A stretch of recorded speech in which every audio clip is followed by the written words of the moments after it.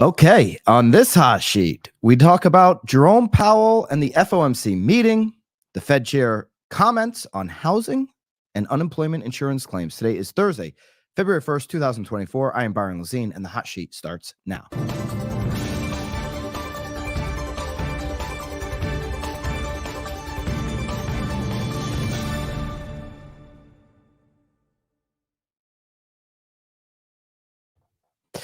All right, welcome into the hot sheet. Let me know in the comments which market you are tuning in live from.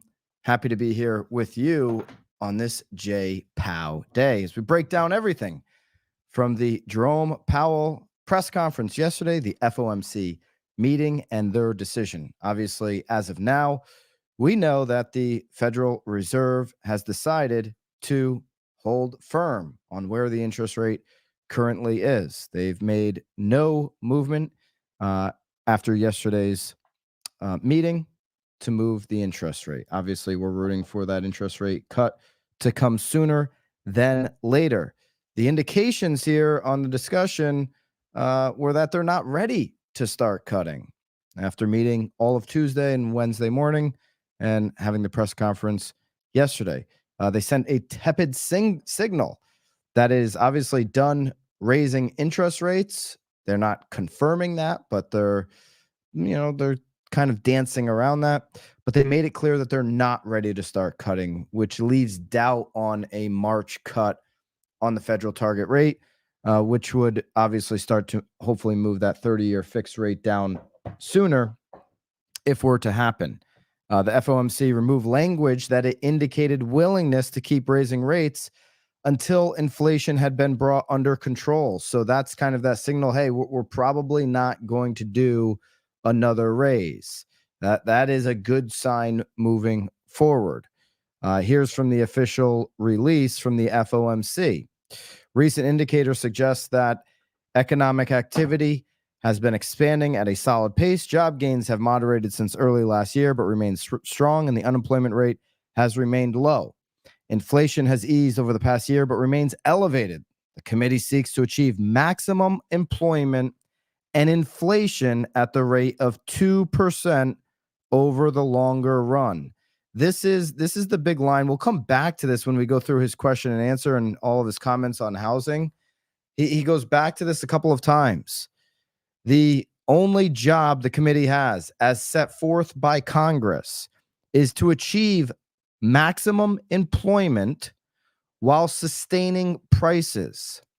So inflation rate at a rate of 2% is sustaining prices in the Fed, not 2.1, not 2.2, 2% is the number that the Fed will accept, and no other number. It can't be 1.9, can't be 2.2 in the Fed's eyes. Okay, so now what do we care most about? We care about what the Fed has said about housing. Quickly, we got up this piece on nowbam.com. We're not targeting housing price inflation. This is from one of his question and answer, portions of the address when he started talking about housing. We have those clips for you, and let's go to the first one. So in his canned commentary, he mentioned, and we have this all broken down for you in the hot sheet show notes. I mean, we even have the hot sheet show notes timestamps for you if you want those. And if Bobby, if you could get off the YouTube for a minute, please. Thank you. Here we go.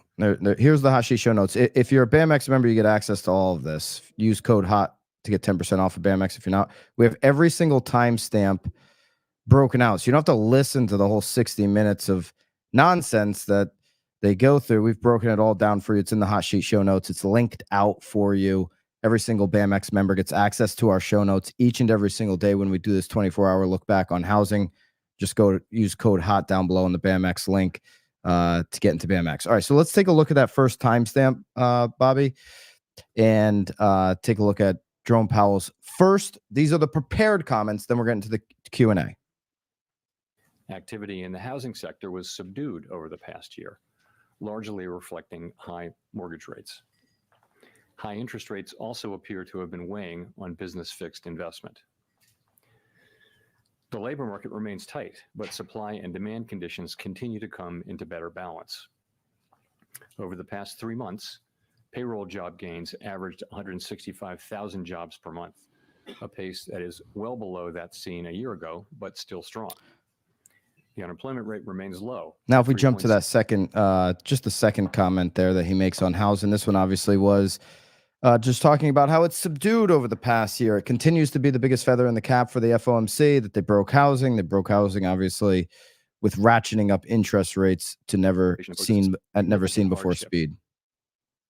As it erodes purchasing power, especially for those least able to meet the higher costs of essentials like food, housing, and transportation. We're highly attentive to the risks that high inflation poses to both sides of our mandate, and we're strongly committed to returning inflation to our 2% objective. Okay, so there you go. He continues to pound on the 2%. What is 2%? You know, why can't it be 2.1? We've shown here on the hot sheet, for those that tune into the hot sheet on a weekly basis or watch the replays or listen to the replays on Apple. First of all, thank you for doing that. Second of all, you know that we've actually done the math, and we've analyzed the math. It's in Wall Street Journal. It's in other sources, that if you take out owner's equivalent rent, which is a made up phony survey in the CPI, that we'd be damn near 2% now. Inflation has dropped consistently here over the past 12 months. It's why there are many analysts, specifically those that are in housing, big investors like Barry Sternlight, who are calling for the Fed to stop raising or to start cutting, rather. They have stopped, obviously, for 3 meetings now, yesterday being the 3rd straight meeting where they've stopped raising, but to start cutting the rate. We covered Senator Warren's letter to Jerome Powell. He answers a question about that letter. We covered it on Monday, where she asks to stop cutting or to start cutting the rates, rather. Okay, so let's go from the first question. This is about 17 minutes into the press conference yesterday. This is a Washington Post journalist who asked a question, and then we'll listen to Jerome Powell's response, and then I'll react to it. Rachel. Hi, Chair Powell, Rachel Siegel from the Washington Post. Thanks for taking our questions. So over the past few years, there have been all these real-time indicators that helped us gain a sharper understanding of where the economy was, like open table data or office attendance. You've talked about vacancies in the past. And I'm wondering, at the start of this year, what might be on that dashboard for you that's giving you the clearest picture of the economy, including on rents, if you could touch on that. Including? Rent costs. Yeah. Well, so we're not, it's not the pandemic, so we can actually rely on more traditional forms. People are working, they're getting wages, and the economy is largely reopened and is broadly normalizing, as you see. So I wouldn't say we're looking at that sort of more innovative data as much. You point to rent. So, of course, we follow the components of inflation very carefully, which would be goods inflation. I talked about that a little bit. You mentioned housing inflation. So the question is, when will these lower market rents find their way into measured rents as measured? Pause right there. So that is the question, Jerome. It's the question we've been asking on the hot sheet for now 12 straight months. I'll read it back to you guys. He says, when is the question? So the question is, when will these lower market rents find their way into measured rents as measured in PCE inflation? Well, because the way the government measures inflation is lagging data. I mean, you think Case-Shiller is lagging because they report home prices 3 months later. This stuff is 6 to 12 months late in the game. Meanwhile, apartments.com, CoStar, Realtor.com, Redfin, and others are showing real-time data that rents have not only been the appreciation of rents have been decelerating, but year over year, they're actually down a tick. The expectation moving forward is that they could potentially move down even further due to the highest level of building of multifamily apartment this country has ever seen. That's an area where we're seeing in many parts of the country where we're actually seeing inventory increase. Okay, so this is the question, Jerome. It's a more of a better question for you. Why don't we start using real-time data? This isn't the 1980s anymore, bro, where we don't have, in the 80s, we didn't have this type of real-time data, the analytics, the analysis, the tech products that we have now. We've got this at our fingertips. You're still choosing to use 1980 tech, 1980 way of doing business, and it's lagging 12 months or so, which is keeping this inflation number, I think, inflated, for lack of a better term. All right, let's go back and pick up where he left off there. In PCE inflation, and we think that's coming, and we know it's coming. We It's all just a know it's question of coming. when and how big it'll be. So that's in everyone's forecast, I would say. So that will help. But at the same time, we think goods inflation will probably, it's been giving a lot of disinflation to the effort, and probably that declines over time, but it may well have some more time to run. The supply chains are not perfectly back to where they were. In addition, it takes time for the healing process to get into prices. So there may be still a tailwind. We'll find out with that. So we look at the things that relate to our mandate very carefully, and as you would imagine. Okay, so he says we think it's coming, meaning that when you start to actually recognize the data that we're seeing in real time show up in PCA, show up in CPI, when that data shows up there, which I don't know, could take, I guess, another half a year or so. His comment was, we think that's coming, that data for rents is going to drop inflation even further. It's been dropping consistently, but drop it even further. So he says, we think that's coming, and we know it's coming. You're damn right. We all know it's coming, because those of us looking at real-time data 100% know this to be true. It's just a question of when and how big it'll be. Well, if you look at CPI, and I know he's talking PCE, they love to look at PCE. The markets, Wall Street loves to look at CPI for whatever reason. We know when you look at CPI, about 35% of CPI inflation is made up in housing. There's large chunks of inflation is calculated using housing. So he's saying how big it will be. It's going to be a significant piece. It's not. It's not a small portion of the pie. It's 25% or more. Okay, so he goes on to say that's in everyone's forecast. I would say this rent dropping inflation. All right, now there's a question from a CNBC.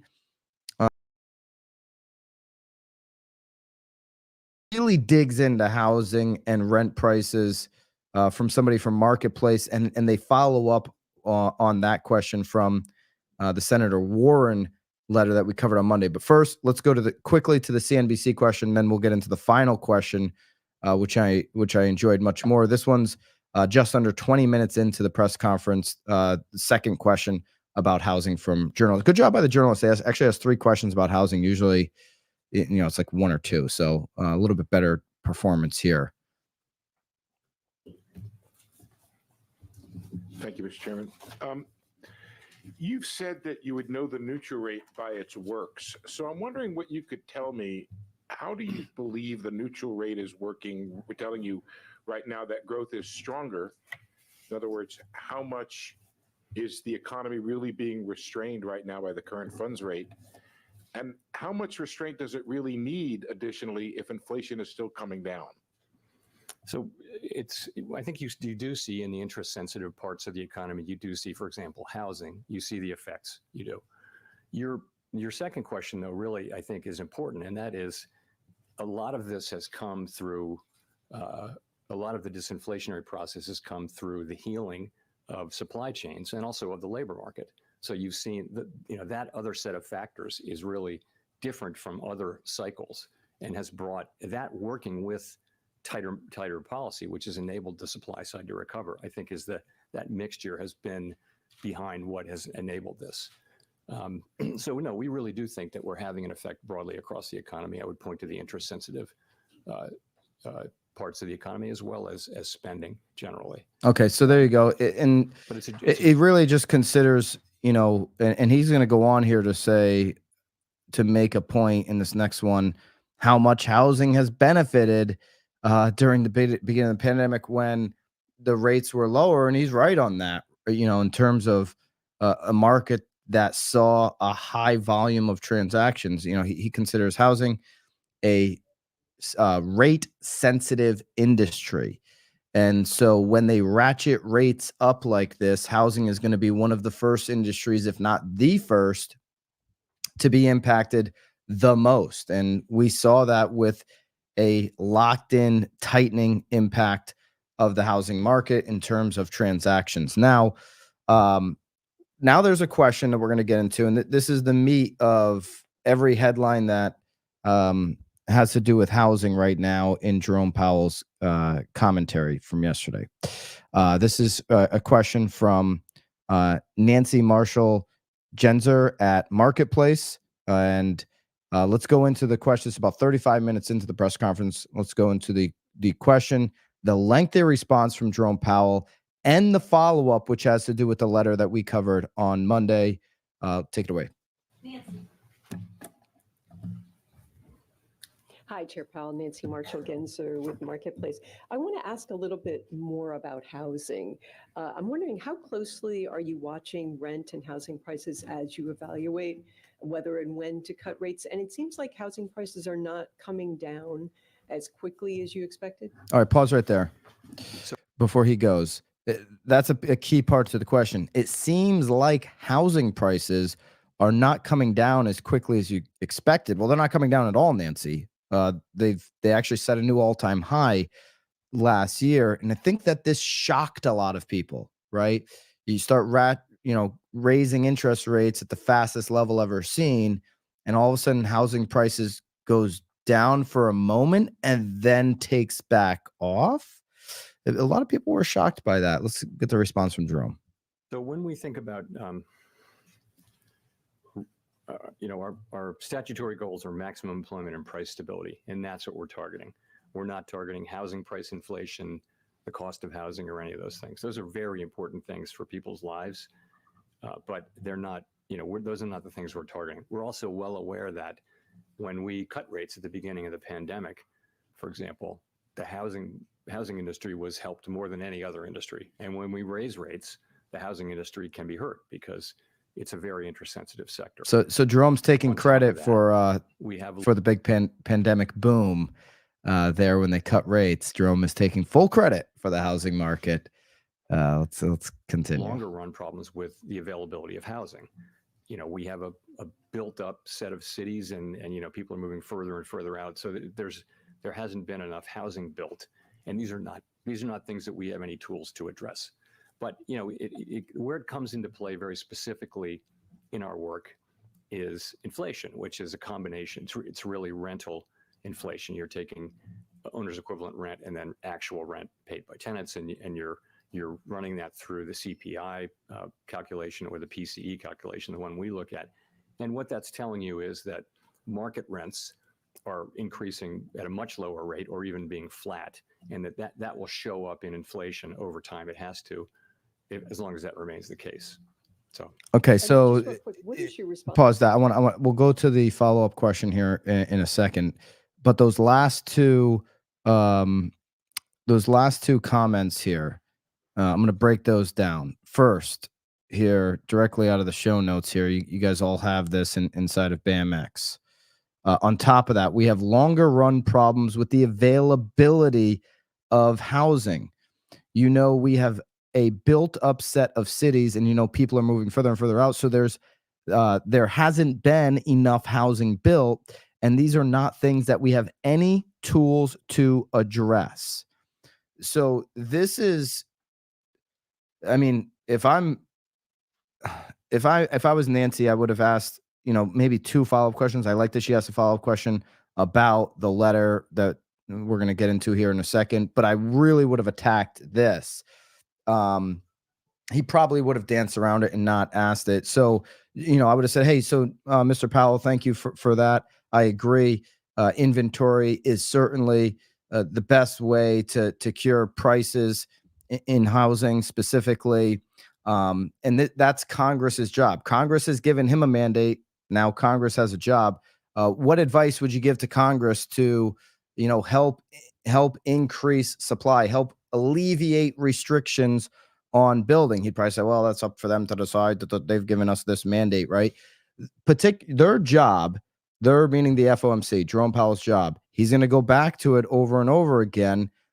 Their job is to get inflation down, stabilize pricing, and while doing that, to maximize employment. So when he says we have no tools to fix the availability of housing, the inventory, he's right when he says that. They don't have tools. Congress's mandate for the Fed is to stabilize pricing and to maximize employment. Okay, so they're not looking they're not looking for ways to control inventory. We know supply and demand. Jerome Powell knows, he's smart enough to know that the more supply, I'd love to see it, Laura. There's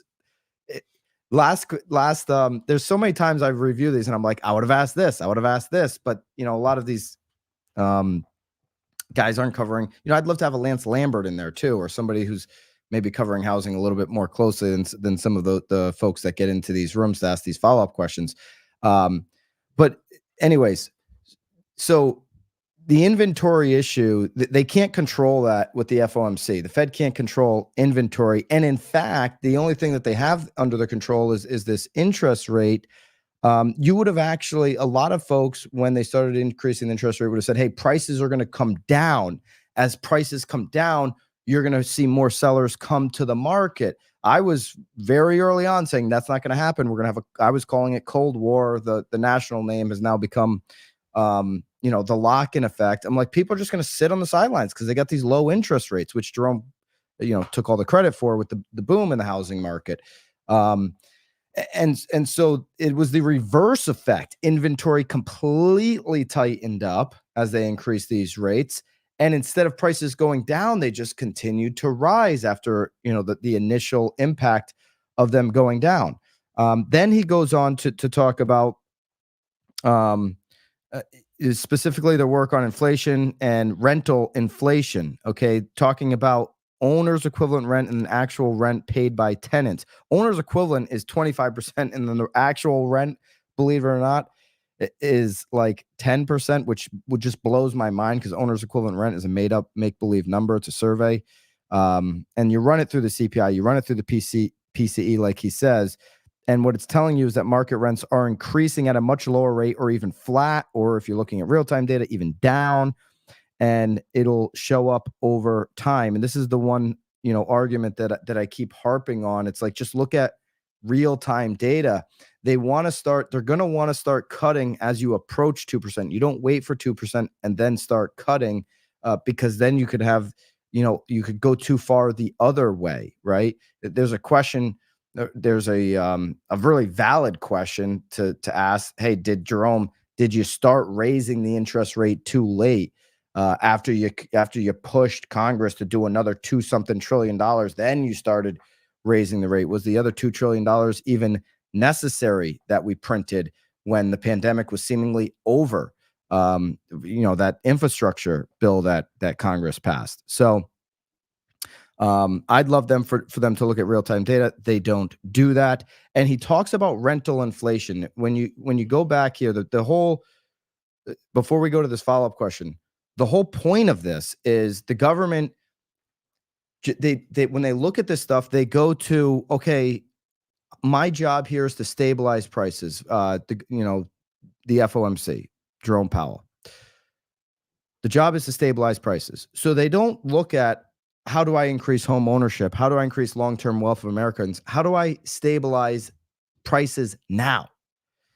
Well, people can rent. And if rents are lower than the cost of housing, then go rent, is their answer. The Federal Reserve is not set up to increase Americans' long-term wealth. It's set up to take care of the short term, prices now and employment now. What people do with their money in the long term, if they burn it on rent for 30 years, they don't care. And then you look at Congress and you look at what our policymakers are doing to impede the ability for affordable housing to be built through regulations, restrictions, through time it takes for developers. And you have to ask yourself, does anybody care about home ownership? We know that Elizabeth Warren seems to, with her letter from Monday. But you have to ask the question: is that, hey, I'm trying to ride the wave of a Jerome Powell week by sending this letter this week? What changes are any of these folks really making, or do they really want to see a renter nation? Because he always talks, and it always goes back to rental numbers. Okay. At the end of the day, if you can rent for less and we're stabilizing that price, we don't care really. And he goes on, we don't have the tools to worry about house prices, nor does the Fed really care about house prices. They care about stabilizing prices, getting inflation to 2%, and maximizing employment. The follow-up question from Nancy, let's take a look at that now. To the letter that was sent to you by some members of Congress asking the Fed to lower interest rates to make housing more affordable?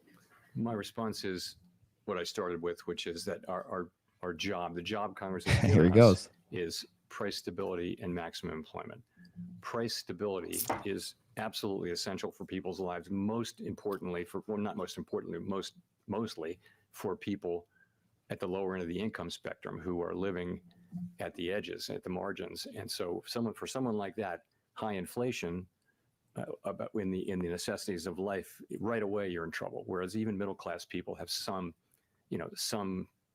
scope to absorb higher costs. So we have to it's our job. It's what society has asked us to do, is to get inflation down. And the tools that we use to do it are interest rates. So that's how we think about it. And so Jerome Powell's basically showing how this century, and we're done with the Jerome Powell video there, but he's really showing you what he has. He doesn't have anything else besides that interest rate. He doesn't have any other tools. So that's the tool he's going to use from his mandate of Congress. So to kind of close the loop on the Elizabeth Warren Monday or Tuesday, I guess it was, letter. I think it was released Monday. We covered it actually on Tuesday on the hot sheet, if you're looking to review that. And in PMX, we have the whole letter linked and everything. To close the loop on that, Elizabeth Warren's letter with 3 other senators to the FOMC, where they're saying, start cutting rates now. You're making housing unaffordable. And we need housing to be affordable. Jerome Powell's response to that is, not my job. So Senator Warren, basically what he's saying is, you're barking up the wrong tree. Well, why don't you send a letter to all of your colleagues, all of the senators who you work with? You send a letter to everybody in Congress, Miss Warren. That would have been maybe the response I would have taken from Powell, because Jerome Powell, for as much as we want to beat him up and we want to see him start lowering rates, he's right when he says, that's not my job. Okay. The job that you, Warren, and everyone else have given me from Congress is, again, what I started with, is what he said, to stabilize pricing and have maximum employment in the time frame that we're doing it. So if you want to see affordable housing, why don't you ease up the regulations? Why don't you make it easier? Why don't you have a trade-off with builders, and they don't have to wait 2 or 3 years to start a project, to say, hey, we'll give you some type of tax incentive. We're going to do something here for you to release more affordable housing into the market. But they write a letter and they don't do much. And it's not just one. At least she's writing a letter and making a headline about this. Most folks in DC are doing nothing about the inventory crisis that we're in. And if you really want to see housing affordability come down, it comes down to having more supply, having a supply that meets the demand at the prices in which we need it met at. Powell makes a great point that, there are people living on the edges, and that's where his focus is, maintaining prices. And if they're living on the edges, the best opportunity for them to, get paycheck to paycheck, is through those rents. Okay. So there you go. Jerome Powell making the big comment here. They're not targeting housing price inflation. They're targeting overall inflation, stabilizing prices across goods, and all of the really everything that has to do with inflation. But they're not targeting housing price inflation, and they specifically they would rather just see people just go rent at a lower cost. They do not have any dog in the fight over people, increasing home ownership, and folks, really being able to secure their long-term wealth. It's why if you're a real estate professional, if you're an agent, if you're a broker, this information is really important to know about, to learn about, and to educate people in your community on, so that they can put themselves in a better position moving forward. Okay, moving forward into a whole different topic, another topic that obviously Jerome Powell is watching very closely. Let's take a look at initial job claims just released here this morning in the week ending January 27th. The advanced figure for seasonally adjusted initial claims is unemployment was 224,000. That's an increase from 9,000 from the previous weeks. So really, for the first time, we see a little bit of pop here in unemployment claims. So the month of January, we've seen the least amount of hiring in recent memory. We've seen unemployment now pop a little bit, and we have seen more layoffs than we've seen before. Okay, and so why is this important? Because Jerome Powell, to make his job easier and to get us closer to a rate cut, he wants to see some loosening up in the job market. The job market remains incredibly strong. It leaves concerns that there could be a runaway inflation scenario that takes place where inflation starts going up. We have more information on this, obviously, in the show notes, where the highest insured unemployment rates are. You've got Jersey, Rhode Island, Minnesota, Massachusetts, Alaska making up the top 5. Of course, we have all of the Jerome Powell information as it relates to housing, with all of those timestamps and any visuals and charts that we have available here today. Those are all available for your download inside of BAMX. Just as today, the Hot Sheet Show Notes course went live inside of BAMX. See, every single month we release new course content and live streams. And this month's course was the Hot Sheet Show Notes, where myself and Vanessa, who writes many of the articles you find on nowbam.com, our senior editor, break down exactly how to use these show notes. I specifically go into how to do this for your own local show, what formula I would do, and rinse and repeat on a weekly basis, how to use it in short form content, how to use it in written blog and other content. So go over to BAMX and check out that course today. Obviously, as every single month we upload new course content, it builds a significant library of material for you to use in your business. So this doesn't go away, doesn't disappear. It's up there. If you're not in BAMX yet, obviously use code HOT to get 10% off of that. Code HOT to get 10% off. We upload courses just like this one, the Hot Sheet Show Notes, amongst all of our other courses every single month, all of our live streams, as well as our Facebook community. You get the show notes every single day from the Hot Sheet. That's a daily upload, as well as the slides. So Hot Sheet Show Notes and course is up today. If you missed it from yesterday, right here on the live channel, we had the exclusive one-on-one interview that I held with Ryan Serhant. That went up yesterday afternoon. I've been reading the comments and some of the feedback people have sent in over DM, and it's been really well received. So thank you for that. I worked hard on asking questions that nobody else asks. Ryan actually alluded to that in the podcast. He said, geez, most people ask me about motivation and marketing and this kind of stuff. No, we went business tactics. So if you're trying to take your business to the next level, the tactics in which you're trying to implement here in Q1, listen obviously to that Ryan Serhant pod. which went up just yesterday. Okay. We also have the lead gen challenge today. Let's put a link down below for that. If you haven't been in on the lead gen challenge, I'll be hosting the lead gen challenge today. We've had almost 1,000 people every single day in that. Today's day 4. I think it's day 4. So on Monday, right? Today's day 4. I'm obviously doing the VIP portion, so you can sign up for that. And then next week's BAM Pro Bowl week. So there's just a ton going on here at BAM. So thank you guys for being a part of that. And I'll look forward to closing out the week with you here tomorrow on Free Format Friday after I get through the VIP here today. And as always, Hot Sheet will be live 9:30 on the East and 6:30 on the West. Until then, toodaloo and have a great day.